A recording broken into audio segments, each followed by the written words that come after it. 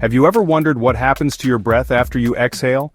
Or how the air you breathe out could help a tree grow? Well, get ready because today we're diving into one of nature's coolest tricks, the carbon cycle. First things first, what is carbon? Carbon is a super important chemical that's in everything living, plants, animals, even you. When you breathe out, you're sending a gas called carbon dioxide or CO2 into the air. Guess what? Plants love CO2. They eat it during a special process called photosynthesis, using sunlight to turn it into food so they can grow big and strong. But the journey doesn't stop there. When animals like you or your pets eat plants, they get some of that carbon too.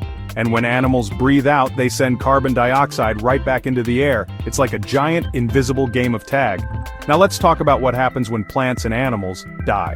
Tiny helpers called decomposers, think worms and bugs, break down dead things, returning carbon to the soil. That's decomposition.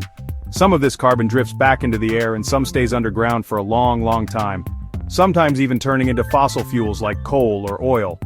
Speaking of fossil fuels, humans use them to power cars and factories, but burning them puts extra carbon dioxide into the air. More than nature usually handles on its own. That's why planting trees is so important. Trees are like carbon catchers, grabbing CO2 from the air and keeping the balance just right. Let's play a quick carbon cycle game in your imagination. Imagine you're a tiny carbon atom. You might start in the air, zip into a plant, get munched by a rabbit, and then float back into the air when the rabbit breathes out. Or maybe, after a plant dies, you'll get buried in soil and become part of a fossil fuel. The adventure never ends. Here's a challenge for you. Draw your own carbon cycle. Make sure you include a tree, an animal, the sun, some clouds and arrows, showing how carbon travels between them. Use lots of colors and creativity. You're a carbon detective now. Remember, nature has clever ways to recycle everything, even the air we breathe. So next time you see a tree, give it a nod. It's working hard to keep the air clean and the cycle spinning.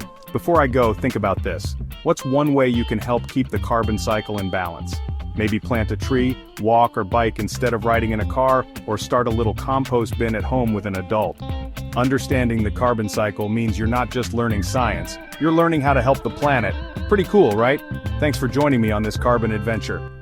Until next time, stay curious.